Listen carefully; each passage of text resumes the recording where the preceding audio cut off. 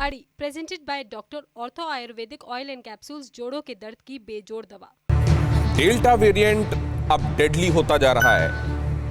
Deadly ऐसा वैसा नहीं, बहुत डेडली, और दुनिया में इसको लेकर खौफ भी बढ़ता जा रहा है। कई मुल्कों की बेचैनी बढ़ गई है।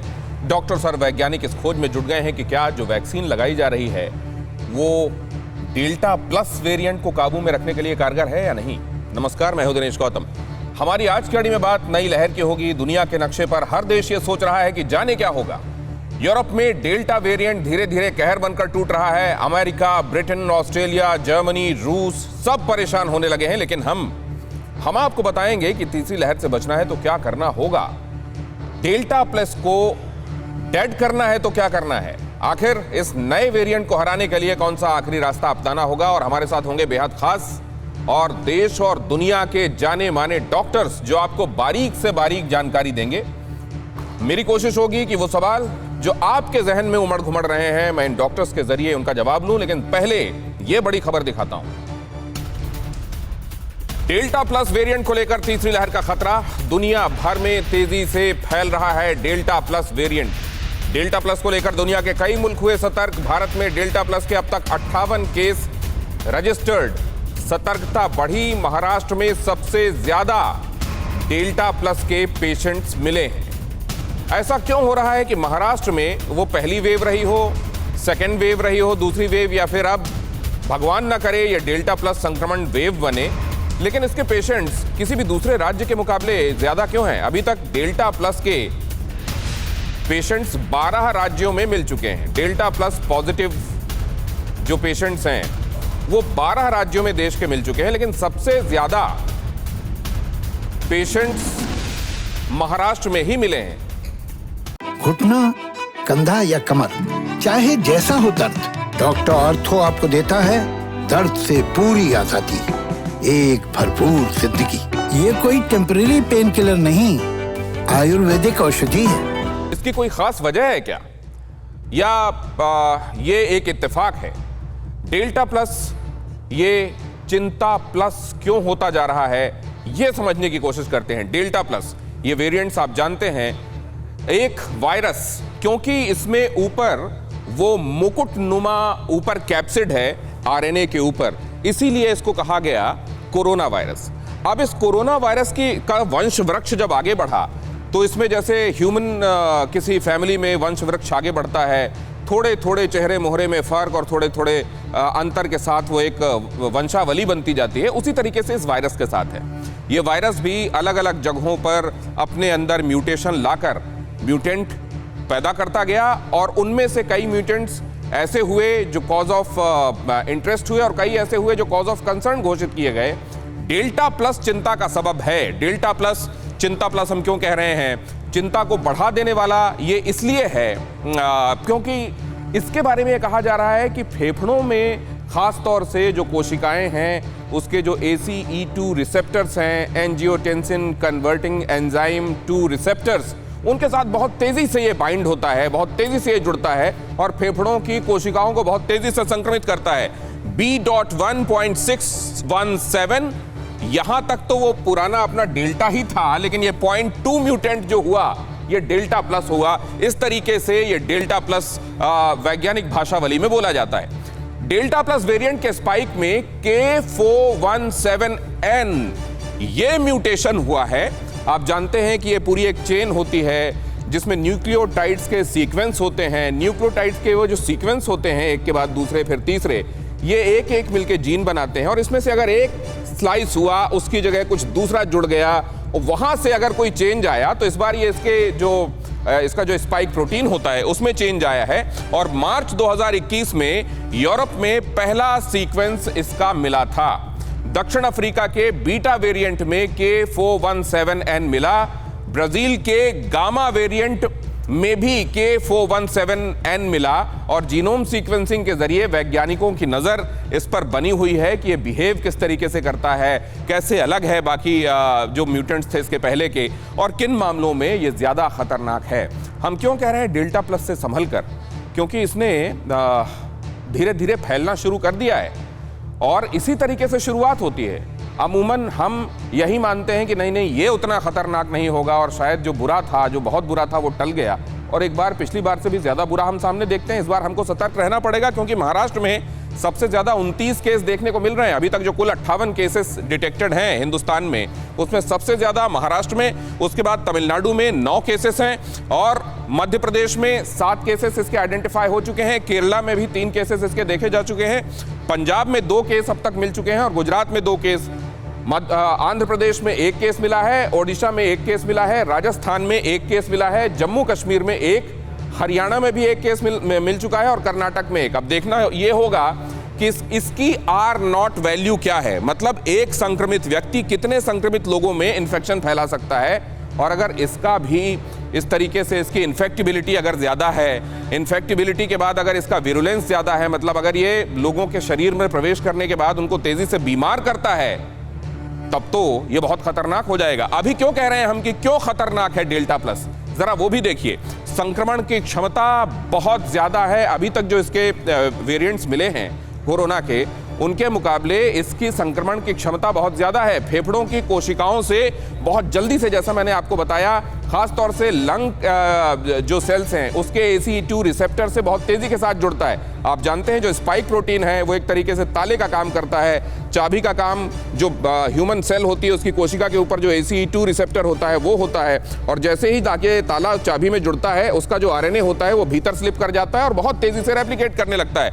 मोनोक्लोनल एंटीबॉडी प्रतिक्रिया में संभावित कमी, जो मोनोक्लोनल एंटीबॉडी, हालांकि ये महंगी एंटीबॉडी होती है, अक्सर कैंसर को ट्रीट करने के लिए इस्तेमाल होती है, लेकिन ये देखा गया कि इसके लिए बहुत अच्छा रिस्पॉन्स आ रहा था। और कम से कम हॉस्पिटलाइज किए जाने के पहले दूसरे दिन या हॉस्पिटलाइज होने के पहले जैसे ही लक्षण आए, अगर दे दिया जाए मोनोक्लोनल एंटीबॉडी तो हालात खराब नहीं होते थे। लेकिन अगर ये रिस्पॉन्स इसके लिए नहीं है या कम है तो वो एक बहुत बड़ी फिक्र की बात है। 8 राज्यों को केंद्र सरकार ने 25 जून को चिट्ठी लिखी है और अलर्ट किया है। 8 राज्यों को खास तौर से कहा गया है कि डेल्टा प्लस वेरिएंट को लेकर बहुत सतर्क रहिएगा। डेल्टा प्लस जिलों में कंटेनमेंट के लिए उपाय किए जा रहे हैं, जांच बढ़ाए जाने के लिए कहा गया है, भीड़ भाड़ ना होने पाए ये कहा जा रहा है, ज्यादा से ज्यादा लोगों को जल्द से जल्द टीके लगाने के बारे में दिशा निर्देश मिले हैं और संपर्क में आए लोगों की पहचान करने के लिए कहा गया है कि अगर कोई बीमार से संपर्क में आया है तो उसकी बहुत जल्दी टेस्टिंग कीजिए। और देखिए डेल्टा प्लस वहां भी तो नहीं गया, संक्रमित के नमूने को फौरन लैब भेजने का प्रबंध, ऐसा ना हो कि नमूना आ तो जाए लेकिन पड़ा रहे, लटका रहे। तो ये आप देख रहे हैं, ये कोशिशें की गई हैं। नया चैलेंज, हिंदुस्तान ने डेल्टा का कहर देख लिया है। डेल्टा प्लस का कहर अब शुरू हुआ है। डेल्टा का कहर जो हिंदुस्तान ने अप्रैल, मई, जून में देखा, वो अब बाकी की दुनिया को हिलाने में लगा है। कई जगहों पर लॉकडाउन शुरू हो गया है। फिर से हिंदुस्तान में डेल्टा प्लस 58 केस देखे जा चुके हैं, सबसे ज्यादा महाराष्ट्र में देखे गए हैं। अब मैं रुख करता हूं अपने मेहमानों का। हमारे साथ आज बेहद खास मेहमान जुड़ रहे हैं, जैसा मैंने आपको पहले भी जिक्र किया था। हमारे साथ नीलम मोहन, डॉक्टर नीलम मोहन जुड़ रही हैं। बच्चे खासे वल्नरेबल माने जा रहे हैं इस लहर के लिए, इसलिए पीडियाट्रिशियन से हमने संपर्क किया। डॉक्टर नीलम मोहन मेदांता मेडिसिटी से हमारे साथ जुड़ रही हैं और कोविड के संदर्भ में तो खासतौर से उन्होंने मेदांता में रहते हुए काम किया है। डॉक्टर DS राणा हमारे साथ जुड़ रहे हैं, डायरेक्टर हैं सर गंगाराम हॉस्पिटल में। डॉक्टर TS क्लेर चेयरमैन हैं फोर्टिस इंस्टीट्यूट के। डॉक्टर KH राय हमारे साथ जुड़ रहे हैं, जो कि इंग्लैंड से आप तक जानकारी पहुंचाएंगे और बताएंगे वहां के क्या हाल हैं और क्या सीखा गया है एक के बाद आ रही दूसरी लहरों से। डॉक्टर धीरज कौल हमारे साथ जुड़ रहे हैं, अमेरिका से जुड़ रहे हैं। खास तौर से वैक्सीन लगाए जाने के बाद क्या रजिस्टिविटी इस वायरस के अगेंस्ट खासी रोबस्ट होती है क्या, या डेल्टा प्लस को लेकर अभी कुछ नहीं कहा जा सकता, ये सब जवाब लेने की कोशिश करेंगे। सबसे पहले तो डॉक्टर नीलम मोहन आपसे शुरुआत करना चाहता हूं। 58 केसेस, अभी नंबर तो बहुत ज्यादा बड़ा दिखाई नहीं दे रहा है, लेकिन कोरोना को लेकर तो अभी कुछ भी नहीं कहा जा सकता। आप लोगों का क्या एंटिसिपेशन है इस बार जो म्यूटेशन हुआ है उसको लेकर?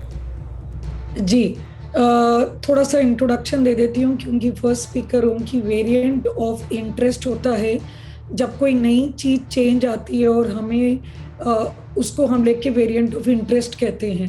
वेरिएंट ऑफ कंसर्न हम तब कहते हैं कि जब हमें प्रूफ हो जाए कि उसके 3 चीज़ों में या तो वो ज़्यादा ट्रांसमिसिबल है, दैट मीन्स फैलाने की शक्ति बहुत फास्ट फैलती है, या वो ज़्यादा विरुलेंट है, दैट मीन्स सिवियरिटी ज़्यादा करती है, या वो जो हमारी थेरेपी है जैसे वैक्सीनेशन या और थेरेपी, मोनोक्लोनल एंटीबॉडीज, जो भी थेरेपी को एक्ट नहीं करती है, उसको हम वेरिएंट ऑफ कंसर्न कहते हैं। तो जैसे इंडिया में सेकेंड वेव आया था तो डेल्टा वेव इंडिया में निकली, तब शुरू में हमें वो वेरिएंट ऑफ इंटरेस्ट लग रही थी कि हमें नहीं पता था क्या होगा, लेकिन देखते ही देखते हमने उससे वेरिएंट ऑफ कंसर्न बताया WHO ने, और सारे मुल्कों में अब जिस तरीके से वो रैपिडली बहुत ज़्यादा फैलती है, सिवियरिटी, विरुलेंट सब कुछ है, इसीलिए जब ये डेल्टा प्लस वेरिएंट आ रहा है आज की डेट में हम उसे वेरिएंट ऑफ कंसर्न नहीं बता पा रहे हैं। लेकिन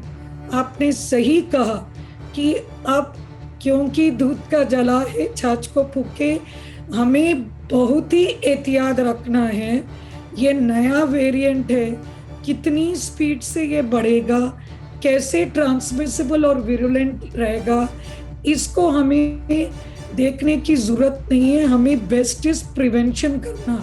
हम चाहते ही नहीं कि ये फैले, तो कंटेनमेंट ऑफ हॉटस्पॉट रीजन में ये बहुत ज़रूरी बन जाएगा कि जिधर भी ये केसेस डिटेक्ट, जैसे हरियाणा में फरीदाबाद, तो ये डिटेक्ट कैसे करेंगे हम? क्या PCR से हमें पता चलेगा? नहीं, PCR तो आपको पॉजिटिव ही बताएगा। वो जब ये DBT ने टेस्ट किया तो जो मई में DBT के पास सिर्फ 10% केसेस होते थे जो वेरिएंट थे, वो DBT के इंफॉर्मेशन से 20 जून को वो 50% बन गए। दैट मीन्स 50% अभी जो 16,000 से ज़्यादा उन्होंने टेस्टिंग की, that is variant of concern. तो इसको लेके हमें चिंता है कि ये जो म्यूटेंट्स अभी फैल रहे हैं, चल रहे हैं, ये अच्छी बात नहीं। लेकिन जो और अच्छी नीलम बात मैम, ये है आपके थ्रोट में भी मुझे कुछ वैक्सीन- समस्या लग रही है। Are you all right and are you comfortable speaking? मुझे लग रहा है कि आपका गला भी कुछ बैठा हुआ है, तो आप थोड़ा सा रेस्ट जी, लें, एक साथ ना बोलें। मैं दोबारा आपके पास लौटता हूँ। घुटना, कंधा या कमर, चाहे जैसा हो दर्द, डॉक्टर ऑर्थो आपको देता है दर्द से पूरी आजादी, एक भरपूर जिंदगी। ये कोई टेम्परेरी पेन किलर नहीं, आयुर्वेदिक औषधि है। डॉक्टर राणा, मैं आपके पास आता हूं तब तक। ये जो देखा जा रहा है, ये जो बात कही गई, अब जैसे जो सैंपल्स जा रहे हैं, जाहिर है जो मेरी एक डॉक्टर से बात हुई, उन्होंने ये बताया कि वो सैंपल्स हैं जो भेजे जा रहे हैं जीनोम सीक्वेंसिंग के लिए, जहां पर वैक्सीन की डबल डोज के बाद भी कोई बीमार पड़ रहा है, उसका सैंपल भेजा जा रहा है, या फिर उसका भेजा जा रहा है जो पहले संक्रमित हुआ लेकिन फिर से बीमार हुआ, या फिर जो नॉर्मल सैंपल्स आ रहे हैं उसमें भी रैंडमली 0.5% सैंपल्स भेजे जा रहे हैं। इससे अगर 58 पेशेंट्स अभी तक मिले हैं, तो क्या अंदाजा लगना चाहिए, क्या सोचना चाहिए इस वेरिएंट को लेकर डॉक्टर साहब?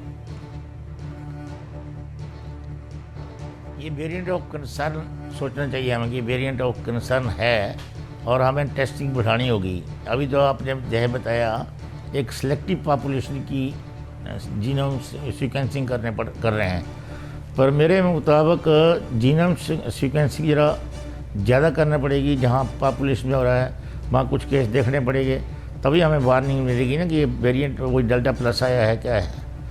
पर मैं फिर भी ये कहूँगा कि जब तक ये पता नहीं लगता है तो साइंस वाले करते रहेंगे। लिमिटेशन भी है कुछ उसमें। हम ये मान कर चलें कि ये जो लहर आएगी वो डेल्टा वेरिएंट से ही डेल्टा प्लस से आ सकती है, तो उसको बचने के लिए तो अब ये भी पता लग गया है कि इसका ट्रांसमिशन रेट बहुत ज़्यादा है, विरुलेंस भी ज़्यादा है। पर ट्रांसमिशन नहीं हो तो अप्रोप्रिएट जो कोविड अप्रोप्रिएट बिहेवियर है वो मेंटेन करना पड़ेगा। अब ये पता नहीं है कि ये वैक्सीनेशन जो है जो मिल रही हैं अभी, जो आपने खुद ही बताया कि वो इफेक्टिव होगी नहीं होगी इसके अगेंस्ट, उसका भी अभी स्टडी निकलेगी तो पता लगेगा ICMR क्या कहती है। इसके अलावा ये भी है कि जो आपने अभी बताया मोनोक्लोनल एंटीबॉडी जो हैं वो भी इफेक्टिव होगी नहीं होगी, ये सारे क्वेश्चन अनआंसर्ड हैं। जब तक इनके आंसर जल्दी मिल जाएंगे, जो एजेंसी हैं वो लगी हैं इसकी छानबीन करने लगी हुई हैं, जब तक वो सवाल जो तक मिलेंगे, खैर इरिस्पेक्टिव दो आंसर्स हमें अपने आप को एक कोविड अप्रोप्रिएट बिहेवियर पड़ना, चाहे आपकी 2 वैक्सीनेशन लग भी गई हैं तब भी कोई होश नहीं है। पर मैं इतना कहना चाहता हूँ कि वैक्सीनेशन जरूर कराओ। वैक्सीनेशन कुछ ना किसी तरीके से प्रोटेक्शन तो करेगी, चाहे पूरी फुली प्रोटेक्शन करेगी, कोई ना कोई प्रोटेक्शन देगी। और पिछली वेव में भी हमने देखा कि जो जिन लोगों को इन्फेक्शन ये आपने इंपॉर्टेंट बात कही है डॉक्टर साहब, ये दो चीजें आपने इंपॉर्टेंट बोली हैं कि एक तो कोविड एप्रोप्रिएट बिहेवियर ये कोई वेरिएंट आ जाए, म्यूटेशन आ जाए, आपको उसके खिलाफ अपनाना है और वो कारगर रहेगा। और दूसरे आपने ये बोला कि आप वैक्सीनेट जरूर करा लीजिए, बुलेट प्रूफ पहन लीजिए, आपको प्रोटेक्शन तो मिल जाएगा। Doctor T.S.. क्लेयर, पद्म अवार्डी हमारे साथ वो भी जुड़े हुए हैं। डॉक्टर क्लेयर, आप लोग फिक्रमंद हैं या आपको कुछ एक बातों पे अश्योरेंस मिल रहा है, जैसे ज्यादातर लोग इन्फेक्ट हो चुके हैं, इनॉक्यूलेशन पहले से ज्यादा हो गया है, तो इस बार आप क्या समझ रहे हैं, पहले से कम भयावह स्थिति है या कुछ नहीं कहा जा सकता? देखिए दिनेश जी, सबसे पहले बात यह है कि मेरे को तो ये चीज़ समझ नहीं आती कि जो थर्ड वेव है वो क्यों नहीं आएगी। मैं बताता हूँ क्यों आएगी। इसलिए आएगी कि पहली बात तो यह है कि हमारी वैक्सीनेशन ड्राइव काफ़ी पीछे है। अगर हम बहुत भी मेहनत करें, दिन रात मेहनत करें, तो दिसंबर से पहले हमारी वैक्सीनेशन नहीं होगी हमारी कंट्री की। ठीक है, वो एक चीज़ है। दूसरी बात ये है कि अभी मैं देख रहा हूँ कि सेकंड वेव में इतनी मोर्टेलिटी हुई, इतना मुश्किल हुआ, बेड नहीं मिल रहे थे, लोग चला रहे थे, लेकिन अभी जो Covid appropriate behaviour doctor Rana ने किया, लोग फॉलो तो करते नहीं है। अब देखो, जो इन्होंने दिल्ली वालों ने रूल बनाया कि जो गाड़ी में बैठा है, अगर एक भी बंदा बैठा है, अगर मास्क नहीं लगाता तो उसको 2000 का फाइन हो जाएगा। लेकिन बाहर लोग घूम रहे हैं, उनको मास्क नहीं पहनी हुई, अगर पहनी भी हुई है तो गले में पहनी हुई है। तो भैया अगर हमने बचना है थर्ड वेव से, डेल्टा प्लस से या कोई भी और वेरिएंट से, तो हमें जो बहुत इंपॉर्टेंट बात कह रहे हैं डॉक्टर साहब, प्रॉपर मास्क, मैं आपकी बातों को अगर सार संक्षेप में कह पाऊं और इंटरेस्टिंग वे में कह पाऊं तो आप ये कह रहे हैं कि वायरस तो अपने आप को चेंज कर रहा है, लेकिन हम अपने आप को बदलने के लिए तैयार नहीं है। हमने ना तो अभी कोविड अप्रोप्रिएट बिहेवियर के ऊपर ध्यान दिया है और ना अभी तक हमारी वैक्सीनेशन ड्राइव इतनी है। हालांकि हम ये दावा कर रहे हैं कि हम बहुत बड़ी पॉपुलेशन को बड़ी जल्दी कर रहे हैं वैक्सीनेट, लेकिन इतनी नहीं है कि हम उससे अपनी आबादी को अगली लहर से बचा पाए। डॉक्टर के.एच. राय, डॉक्टर हरमिंदर राय हमारे साथ यूके से जुड़े हुए हैं। डॉक्टर राय, यूके का एक्सपीरियंस क्या ऐसी बात है जो सिखाता है, जो अगर हिंदुस्तान में लागू हो तो सब्सिक्वेंट लहरों से बचा जा सकता है? देखिए दिनेश भाई, जैसे आपने शुरू में बताया कि वेरिएंट्स तो आते रहेंगे, और ये जो पर्टिकुलर वेरिएंट है जिसको डेल्टा प्लस कहा जा रहा है, इसमें K417N जो वेरिएशन है, ये वेरिएशन पहले भी अल्फा वेरिएंट में भी हुई है, बीटा वेरिएंट में भी हुई है। तो ये वेरिएंट ऑफ कंसर्न्स डेफिनेटली है, पर अभी ज्यूरी स्टिल आउट कि इसमें आगे क्या होने वाला है।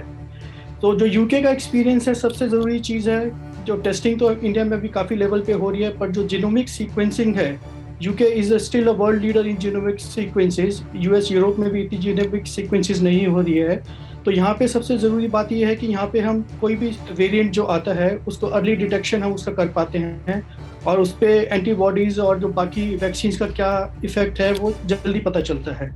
लेकिन जितने भी पैनलिस्ट हैं, सब ने एक बात कही है और वो ज़रूर मानने वाली है कि कोविड अप्रोप्रिएट बिहेवियर और वैक्सीनेशन दो ऐसी चीज़ें हैं जो कोरोना वायरस से किसी भी वेरिएंट से लड़ने के लिए सबसे ज़्यादा कारगर आपके यहाँ पे केसेस का भी क्या हाल है? आपने जो पिछले मतलब 24 या 21 तारीख के आसपास जो लॉकडाउन अनलॉक करने वाले थे आप लोग, वो आप लोगों ने आगे बढ़ा दिया था क्योंकि केसेस फिर से एक बार बढ़ने लगे थे। यूके में अभी क्या स्थिति है?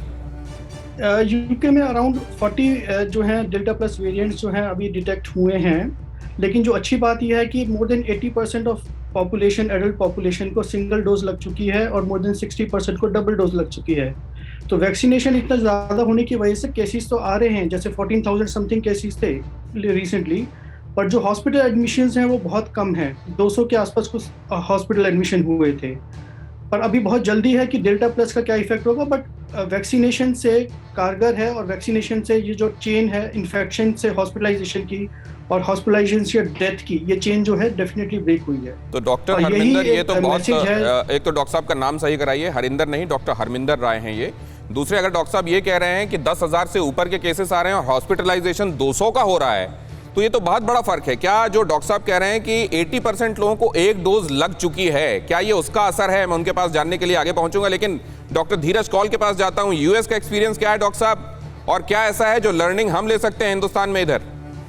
देखिए, नमस्कार, thank you for having me on the show. बहुत इंपॉर्टेंट क्वेश्चंस आप रेज कर रहे हैं डॉक्टर क्लेयर एंड आपके सारे एस्टीम पैनलिस्ट ने। बहुत इंपॉर्टेंट, मैंने एक्चुअली अभी एक आर्टिकल सबमिट किया है जो कि बहुत इंपॉर्टेंट है इंडिया के परिप्रेक्ष्य में, क्योंकि कॉस्ट इफेक्टिवनेस, डेवलपिंग कंट्रीज के लिए कॉस्ट इफेक्टिवनेस बहुत इंपॉर्टेंट कंसेप्ट होता है, जिसमें सबसे सस्ता कारगर उपाय वैक्सीन है। आज की डेट का अगर आप डाटा उठाइए, अप्रैल का लैंसेट में पब्लिश्ड है, जो दिखाता है अगर आप 2 डोजेस वैक्सीन की लगा चुके हैं फाइजर की, तो जो पहले एफिकेसी 94.5 या 95.5% थी, अब 88% इफेक्टिव है against symptomatic disease of delta variant.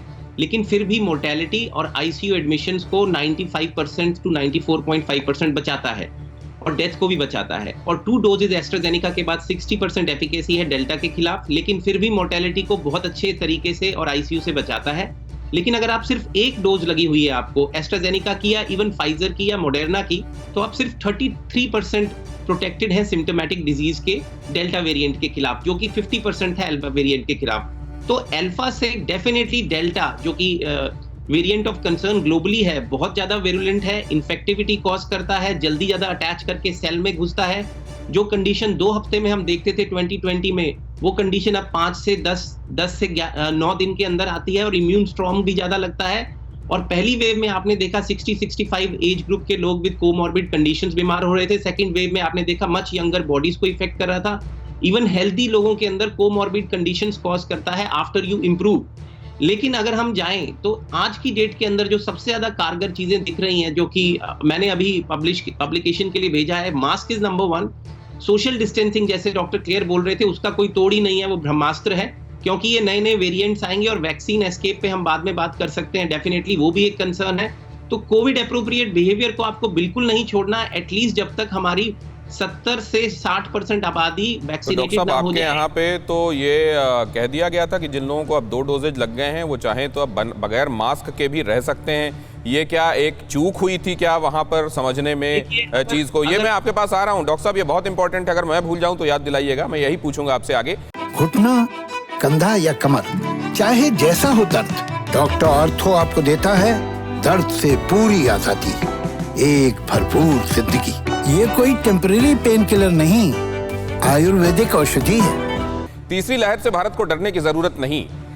6 से 8 महीने बाद देश में तीसरी लहर आ सकती है। NTAGI प्रमुख डॉक्टर NK अरोड़ा का बड़ा दावा है, वैक्सीनेशन ठीक से हुआ तो रुक जाएगी तीसरी लहर। देश में तीसरी लहर आई भी तो ज्यादा गंभीर नहीं होगी। ICMR की पिछले 24 घंटे में एक स्टडी आई है जिसमें ये बताया गया है क्योंकि हमारी दूसरी जो वेव थी वो काफी लोगों को उसका प्रभाव हुआ, संक्रमित हुए लोग, इसलिए तीसरी वेव आने में अभी समय है। हमारे पास लगभग 6 से 8 महीने का समय है।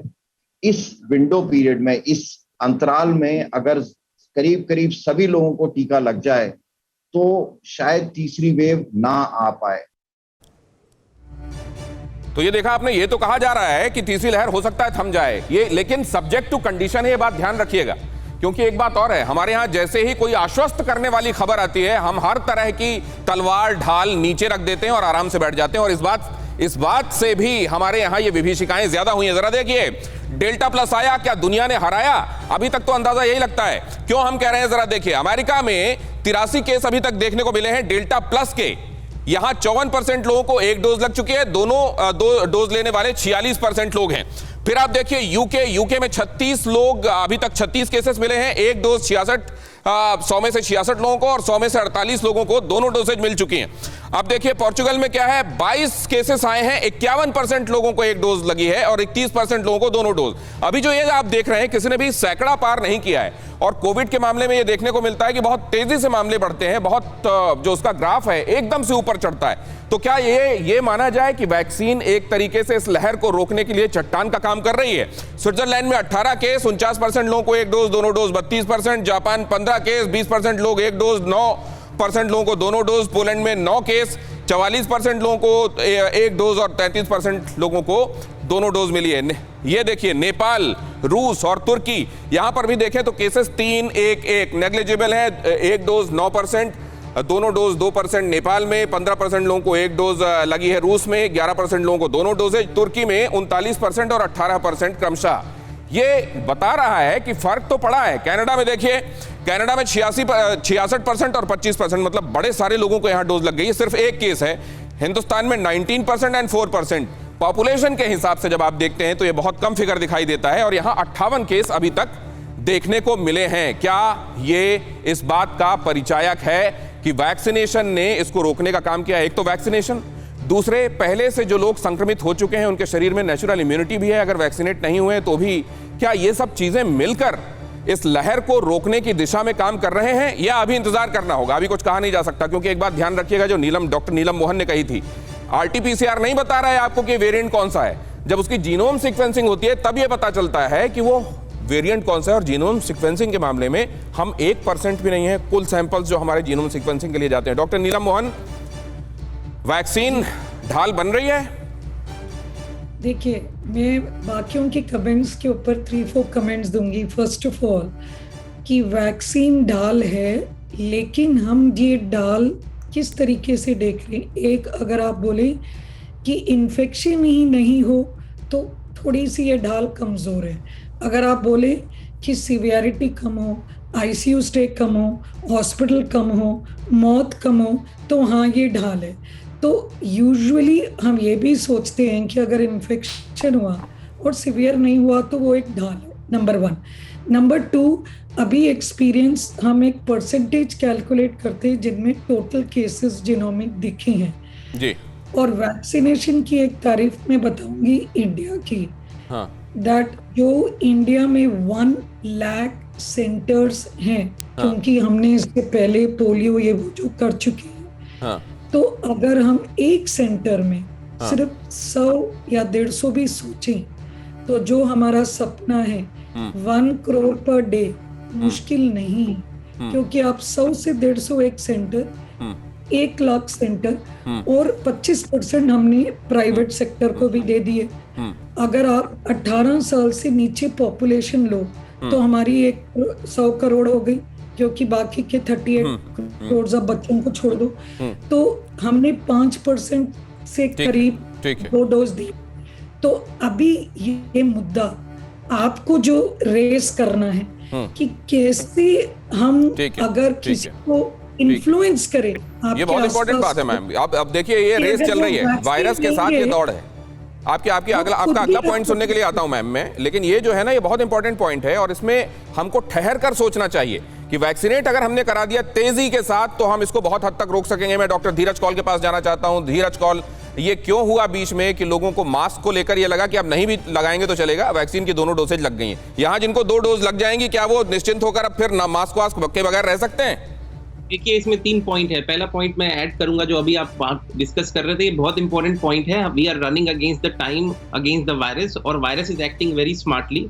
अभी भी इंडिया के अंदर 32 करोड़ वैक्सीन डिलीवर्ड हैं, 32.1 करोड़। अगर आप 18 से ऊपर की आबादी देखिए जो 80 करोड़ के करीब है, उसमें 160 करोड़ वैक्सीन देनी है, तो 1 से 1.5 करोड़ वैक्सीन पर डे लगाना जरूरी है। पॉइंट 1, अगर आप वैक्सीनेटेड हैं फिर भी आपको कोविड हो सकता है, माइल्ड सिम्टोमेटिक हो सकते हैं या एसिम्टोमेटिक होकर दूसरे को दे सकते हैं। 18 से कम की आबादी फुली वनरेबल है, इसलिए बच्चों के अंदर रिस्क एक रियल फिनोमिना है।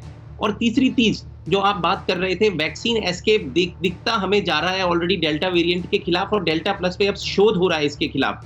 लेकिन ये जानना जरूरी है कि जब तक हमारी 60 to 70% आबादी को इफेक्टिव वैक्सीन नहीं लगेगी, हमें अपना गार्ड डाउन बिल्कुल नहीं करना।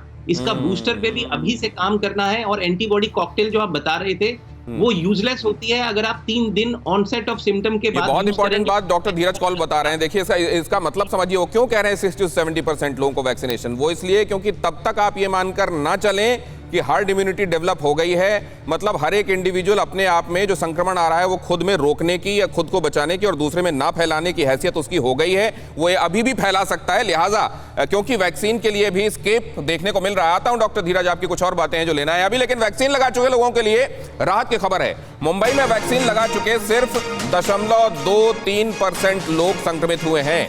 1 जनवरी से 17 जून तक करीब 40 लाख लोग वैक्सीनेशन की डबल डोज ले चुके हैं। 2.9 लाख लोग, मतलब करीब 3 लाख लोगों में सिर्फ 26 लोग संक्रमित मिले हैं। बीएमसी के सीरो सर्वे से यह बहुत बड़ा खुलासा हुआ है। इसका जो निहितार्थ है वो ये है कि वैक्सीन आपको सुरक्षा निश्चित रूप से दे रही है, लेकिन उसका मतलब ये निकाल लेना कि अब वैक्सीन लगा लिया हमको इन्फेक्शन होगा ही नहीं, वो कतई गलत है और यही धारणा लोगों को फिर से इन्फेक्शन की तरफ धकेल देती है। और अगर उस समय तक आपके पास कोई सीरियस कोमॉर्बिड कंडीशन है तो फिर आप वैक्सीन के सिर पर ठीकरा फोड़ते रहिए कि वैक्सीन लगवाई तो थी, फिर से क्यों हो गए। आपको कोविड एप्रोप्रिएट बिहेवियर तब भी नहीं छोड़ना, लेकिन वैक्सीनेट पहले करा लेना है। देखिए जरा, डेल्टा हारेगा वैक्सीन जीतेगा, हम क्यों कह रहे हैं, उसके पीछे वजह क्या है। 20% वैक्सीनेशन से क्या हुआ है, अमेरिका में 20% वैक्सीनेशन के बाद हर 3 महीने बाद नई लहर आ रही थी पहले, लेकिन अब क्या हो रहा है, 20% आबादी को सिंगल डोज वैक्सीन वहां लग चुका है और उसकी वजह से क्या हुआ है, 5 महीने बाद भी अब तक लहर कही जाने वाली संक्रमण की स्थिति अमेरिका में नहीं आई है। मतलब वैक्सीन ढाल बनी है। फिर देखिए ब्रिटेन में क्या हुआ, 20% टीकाकरण वहां जब हो चुका उसके बाद केस गिरने शुरू हुए। 20% टीकाकरण हो जाने के बाद 65,000 जो केसेस आ रहे थे वो घटकर 10,000 case, maximum at the max 14,000 case इसके आसपास, मतलब 60,000 से तो फिर भी बहुत कम ये इन्फेक्शन रेट देखने को मिल रहा है। और दूसरी लहर 3 महीने बाद, तीसरी लहर 4 महीने बाद इटली का केस, यहां भी 20% वैक्सीनेशन के बाद की बात हम कर रहे हैं। मतलब सिनेरियो इंप्रूव हुआ है वैक्सीन के बाद, ये हम ये बताना चाह रहे हैं। 20% वैक्सीनेशन के बाद इटली में टीकाकरण के बाद 3 महीने से केस लगातार वहां पर घटे हैं। मतलब उसमें अब उछाल देखने को नहीं मिल रहा, कमी ही देखने को मिल रही है। फ्रांस में देख लीजिए, 20% वैक्सीनेशन के बाद 4 महीने से नई लहर वहां नहीं आई है। भारत में नई लहर का खतरा नहीं है क्या उधर जो देखने को मिला उसकी वजह से हम ये नतीजा निकाल सकते हैं क्या कि यहां नई लहर का खतरा नहीं है। वैक्सीन का पहला डोज कितनों को मिला है, वैक्सीन के दोनों डोज कितने को मिले हैं, उसको देखने के बाद आप ये अंदाजा लगा सकते हैं। 25.98 मतलब करीब 26 करोड़ लोगों को पहला डोज मिला है। 20.95% people are already vaccinated. 5.52 crore लोगों को दूसरा डोज भी मिल चुका है, मतलब 4.45% वो बनाता है। मतलब अगर ये देख लें तो 20% वैक्सीनेशन जो हमारे यहां हुआ है उसके वही अगर हम दूसरे देशों में देखते हैं तो वो खासा कारगर हुआ है। डॉक्टर क्लेयर, क्या ये एक इंडिकेशन है हिंदुस्तान में अगली लहर के संदर्भ में? देखिए मेरे ख्याल में तो ये है कि पहली बात तो ये है, जो हम डेल्टा प्लस के केसेस की बात कर रहे हैं, मेरा ख्याल तो ये एटलीस्ट 10 गुना ज़्यादा है, क्योंकि ये तो टेस्टिंग पे डिपेंड करता है, सीक्वेंसिंग पे डिपेंड करता है। और मेरा अपना मानना है कि हिंदुस्तान में तीसरी वेव का खतरा बिल्कुल नहीं टला और उसकी रियल पॉसिबिलिटी है। उसको रोकने के लिए हमें पता है वैक्सीन तो हम कर रहे हैं, उसके लिए टाइम लगेगा। तो जब तक वैक्सीन नहीं हो जाता, ये जो अप्रोप्रिएट बिहेवियर है वो हमें रखना है, उसको लोगों को पनिशमेंट करनी चाहिए। देखो कार में बैठे बंदे की पनिशमेंट कर रहे हो आप, जो बाहर बंदा चल रहा है, मार्केट में चल रहा है, वो नहीं मास्क पहनता, तो उसको क्यों नहीं पनिशमेंट करते आप?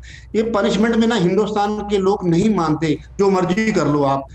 ये बदकिस्मती है, लेकिन हमें इस पे जरूर सरकार को चाहिए कि सख्ती से पेश आए। अप्रोप्रिएट बिहेवियर हमें जरूर करना है, उसी से बच सकते हैं, नहीं तो नहीं बचे। डॉक्टर क्लेयर ने बहुत इंपॉर्टेंट ऑब्जर्वेशन अपना दिया। हम लोग अगर हमारी जान बचाने के लिए भी हमको ये कहा जाए कि ये कोई एक अमुक चीज़ ज़रूर अपने पास रख लीजिएगा, इससे जान बचेगी, उस चीज़ को भी हम कहीं नीचे ड्रॉप करके आगे बढ़ जाएंगे। हमारी ये मेंटेलिटी है, हम चीज़ों की सीरियसनेस तब तक नहीं समझते जब एकदम आखिरी सांस नहीं लेने लगते। डॉक्टर हरमिंदर, लेकिन मैं आपके पास आना चाहता हूँ ये समझने के लिए, आपने बताया अब जो हॉस्पिटलाइजेशन हो रहा है वो बहुत कम लोगों का हो रहा है। 14-15 हज़ार बीमार अगर पड़ रहे हैं, 200 के आसपास हॉस्पिटलाइज हो रहे हैं। मॉर्टेलिटी के संदर्भ में ऑब्जर्वेशन क्या है अभी? मोर्टेलिटी और भी कम है। और अभी एक स्टडी जिसमें आई थी कि जिसमें दोनों डोजेस लगी हैं, चाहे वो एस्ट्राजेनेका हो या फाइजर हो, मोर्टेलिटी बहुत ही कम है। तो कोई भी वेरिएंट आता रहेगा, लेकिन अभी तक जो भी वैक्सीन हैं कारगर सिद्ध हुई हैं। डेल्टा प्लस के लिए अभी स्टडीज चल रही हैं, लेकिन हमारा सबसे ज़्यादा इम्पॉर्टेंट चीज़ ये होनी चाहिए कि जल्दी से जल्दी मास वैक्सीनेशन करें। जैसे इवन 80% यहाँ की पॉपुलेशन को फर्स्ट डोज लग चुकी है, फिर भी डेल्टा प्लस के 41 केसेस आते ही इन्होंने मास वैक्सीनेशन स्टार्ट कर दिया है दोबारा से। लास्ट वीकेंड पे without any booking, without any appointment, कोई भी आके 18 प्लस का आदमी पिछले 3 दिनों से वैक्सीन अपना ले सकता है। तो ये वैक्सीनेशन ही और कोविड एप्रोप्रिएट बिहेवियर, 2 ऐसी चीज़ें हैं जो कि हमें कोरोना से बचाएंगे। डॉक्टर साहब, एक बात और मैं समझना चाहता हूँ डॉक्टर हरमिंदर, मतलब अगर ये माना जाए जब ये अप्रूवल मिला दिसंबर जनवरी के आसपास से लेकर अब लगभग 5-6 महीने होने वाले हैं, क्या ये स्टडी भी चल रही है कि कितनी टिक रही हैं एंटीबॉडीज, कितने दिनों तक रह रही हैं शरीर में, कितने दिनों बाद बूस्टर डोज की जरूरत पड़ेगी? डेल्टा प्लस जैसे मतलब ये आपकी लाइब्रेरी में नए जीनोम सीक्वेंसेस वहां पर पहुंच जाएंगे, क्या इसके लिए बूस्टर डोजेज कितने दिनों में आ जाएंगे? इसको लेकर भी कुछ खास चल रहा है क्या डॉक्टर हरमिंदर, जो शेयर करना चाहें आप हमारे साथ? हाँ, इंपीरियल कॉलेज लंदन की एक स्टडी चल रही है जिन्होंने अभी तक ये बताया कि एटलीस्ट 6 मंथ्स तक तो नेचुरल इन्फेक्शन से एंटीबॉडीज रह रही हैं, और वैक्सीनेशन के बाद भी एंटीबॉडीज अभी तक परसिस्ट कर रही हैं। दिसंबर से वैक्सीनेशन यहाँ स्टार्ट हुआ था, लेकिन हाँ, अभी गवर्नमेंट देख रही है कि बूस्टर डोज आने वाले ऑटम में शायद देना पड़ेगा। अभी कुछ फर्म नहीं है, बट इसके लिए स्टडीज चल रही हैं, और बूस्टर जो है प्लान्ड है ऑटम में।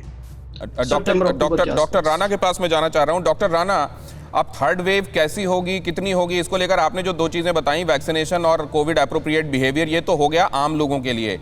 Hospital infrastructure, health care infrastructure को देखते हुए क्या किया जा रहा है डॉक्टर साहब? क्योंकि इस बार जो हमने सेकेंड वेव में देखा उसने तो कंपा दिया, अभी तक वो सिहरन गई नहीं है। Are we equipped and prepared for the next wave?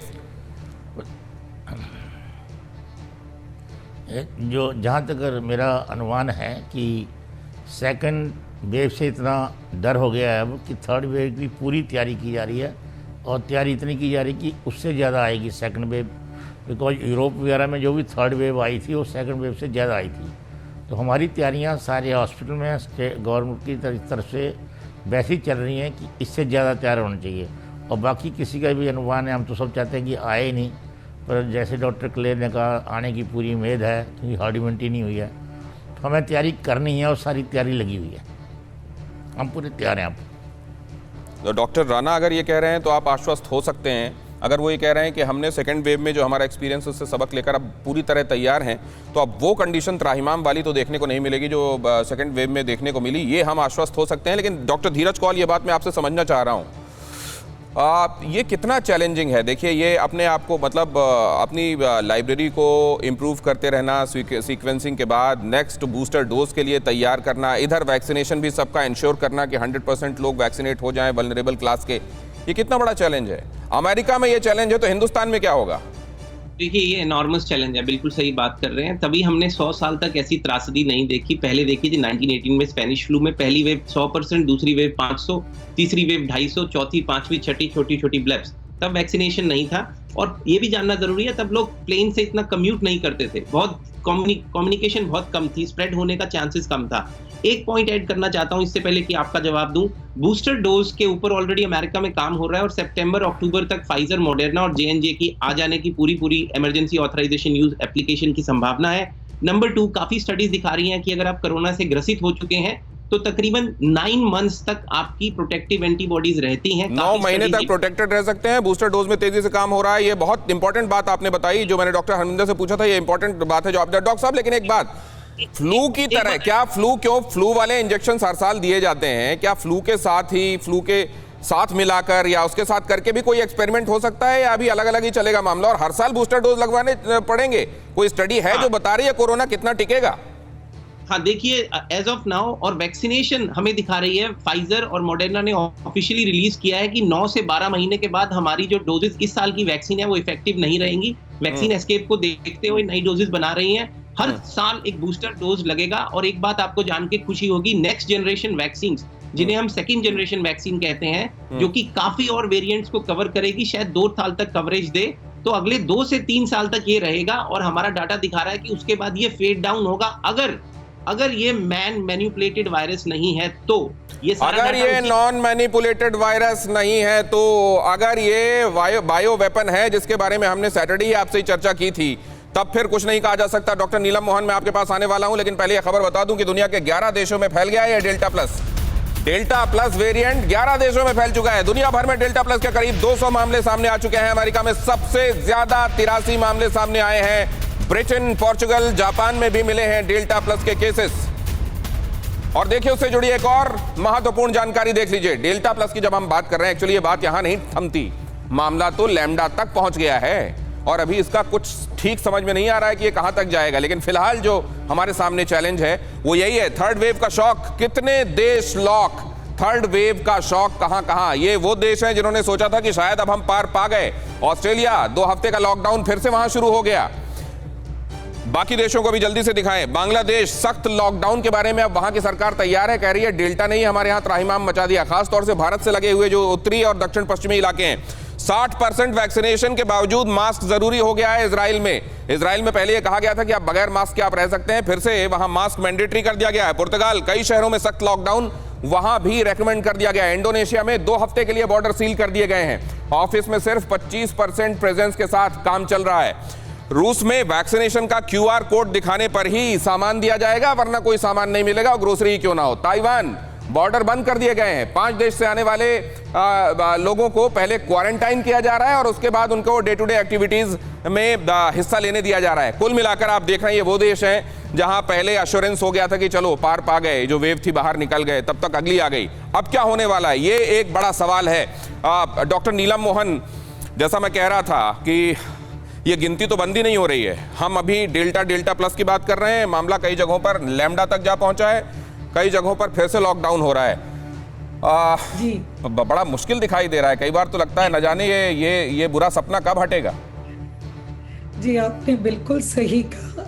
तो मैं इसलिए कहती हूँ कि अगर आपको अपने आप से प्यार है और अपने खानदान से प्यार है, तो पहले अपने पड़ोसियों और आसपास जो आपके नीचे काम कर रहे हो उन वर्कर्स और वर्कर्स की फैमिली, इन सब में आप इंटरेस्ट लो। क्योंकि अगर आप आपके वर्कर्स, चौकीदार ये और उनकी फैमिली को प्रोटेक्शन नहीं दोगे, आप सिर्फ अपने आप को कब तक प्रोटेक्ट कर पाओगे। इसीलिए बहुत ज़रूरी है वैक्सीनेशन में कि सिर्फ अपना ही नहीं, अपने आसपास सभी और उनकी फैमिलीज़ को। अभी भी अगर आप सोशल मीडिया में देखें, अभी भी ऐसे सवाल आते हैं पढ़े लिखे लोग भी कि हमें वैक्सीन नहीं लगानी है, और जो बाकी के विलेजेस में हैं उन्हें भी इतनी मिथ्स लेके हैं। तो ये काफ़ी एक मोटा गंभीर मामला है जो हमारे देश को करना है सब। सेकंड, मैं बच्चों के बारे में बताऊंगी कि जो ये वैक्सीन है अनफॉर्चुनेटली 18 साल से नीचे हम बच्चों में नहीं दे रहे हैं। यूके ने पिछले हफ्ते बताया है कि 95 से 99% डेल्टा है, और उन्होंने ये भी बोला है अपनी एक रिलीज में कि delta plus is more transmissible. अगर ये delta plus is more transmissible, तो आप सोचिए कि अपने आप को वैक्सीन लगाने के बाद भी आप प्रोटेक्टेड हो सीवियरिटी से, लेकिन आ सकती है और आपके बच्चों को भी दे सकती है। तो इसीलिए जो गवर्नमेंट की तैयारी है, हम सब स्टेट गवर्नमेंट्स को नोटिस मिला है, मैं मेदांता में हूँ, हमें पूरी वार्ड की तैयारी, ऑक्सीजन की तैयारी, ICU की तैयारी, पम्प्स की तैयारी, नर्सेस की तैयारी, जूनियर डॉक्टर्स की, ये सब बोला गया है। Right ma'am. तक हम नहीं करेंगे, प्रॉब्लम में आ सकते। राइट। डॉक्टर हरमिंदर, बहुत क्विकली आपसे, क्योंकि अब हम लास्ट लेग में चल रहे हैं, केवल 1-2 मिनट बचे हैं। क्या ये समझा जा रहा है कि अब साल भर के भीतर इसको पूरी तरह से काबू कर लिया जाएगा, या इस बारे में अभी डॉक्टर्स और साइंटिफिक फ्रेटर्निटी जो है वो कुछ खास कहने की स्थिति में नहीं है? नहीं, ये कहना तो बहुत मुश्किल है कि साल भर के अंदर इसको काबू कर लिया जाएगा, लेकिन जैसे मैं बता रहा हूँ कि 80% वैक्सीन यहाँ पे लगने के बावजूद भी 14,000 के आसपास केसेस आ रहे हैं, और अब 150 से ज़्यादा वेरिएंट्स इस वायरस के आ चुके हैं, और वायरस म्यूटेट करती है, वायरस म्यूटेट करती रहेगी। बट हमें सिर्फ हॉस्पिटलाइजेशन, सीवियर इन्फेक्शन और डेथ को प्रिवेंट करना है। उसके लिए वैक्सीनेशन और कोविड एप्रोप्रिएट बिहेवियर है। हमें ये मानना पड़ेगा कि this is part of life, ये हमारे साथ रहने वाला है। ठीक है, ये जो कहा जा रहा है डॉक्टर साहब कि इसमें बहुत तेजी के साथ ये फेफड़ों की जो कोशिकाएं हैं उसको संक्रमित करता है। डॉक्टर धीरज, इसके लिए कोई स्पेसिफिक तोड़ निकाला जा रहा है, या ये अभी रिसर्च का ही सब्जेक्ट है? देखिए, 3-4 दवाइयां काम कर रही हैं एस रिसेप्टर को ब्लॉकेज करने के लिए, और नैनो मेडिसिन का हम लोग यूज करके यहाँ पे डेवलपमेंट उस पर चल रहा है, जो मुझे लगता है नवंबर से जनवरी वो भी आ जानी चाहिए। एक और बहुत इंपॉर्टेंट टूल होगा जो एंटीबॉडी कॉकटेल्स की बात कर रहे हैं, उसको एक्सटेंड करने पे काम हो रहा है, जो कि वो बीमारी, क्योंकि ये जो करंट एंटीबॉडी है, अगर 3 दिन के अंदर आप सिम्टम्स में नहीं ली तो ये बेकार है। और एक बात और जानना जरूरी है, वायरस बहुत तेजी से चेंज हो रहा है, नई बॉडीज ढूंढ रहा है, बच्चे फुली एक्सपोज्ड हैं, जो मैडम कंसर्न रेज कर रही थी, इंडिया के अंदर पीडियाट्रिक आईसीयू बहुत लिमिटेड है, पीडियाट्रिक ऐसे डॉक्टर जो आईसीयू चला सकते हैं वो भी लिमिटेड है, उनकी एजुकेशन पे सरकार काम कर रही है। लेकिन एक बात जानना, बार बार मैं इसको एम्फेसाइज करना चाहता हूं अगेन एंड अगेन, अगर आप फुली वैक्सीनेटेड हैं तो भी आप बीमार हो सकते हैं, तो भी आप हॉस्पिटलाइज हो सकते हैं। इसी नोट पर विदा लेना होगा डॉक्टर साहब, ये इंपॉर्टेंट बात, अगर फुली वैक्सीनेटेड है तो भी बीमार पड़ सकते हैं। बस ये रहेगा कि आप या तो हॉस्पिटलाइज नहीं होंगे, घर पे ही ठीक हो जाएंगे, या कम से कम मौत जैसी स्थिति नहीं बनने पाएगी। बहुत धन्यवाद आप सभी डॉक्टर्स का हमारे साथ आज की शाम इस चर्चा में जुड़ने के लिए, अपने खासे मसरूफ वक्त में से हमारे लिए स्पेयर करने के लिए। ये अहम खबर और उसी के साथ आज विदा। भारत में लैम्डा वेरिएंट दे सकता है दस्तक। दक्षिण अमेरिका के बाद इंग्लैंड में मिले लैम्डा वेरिएंट के केसेस। इंग्लैंड में लैम्डा वेरिएंट के 6 नए केस मिले लैम्डा वेरिएंट के। भारत में अभी तक एक भी केस नहीं। दुनिया में कोरोना के 4 नए वेरिएंट्स का खतरा लगातार।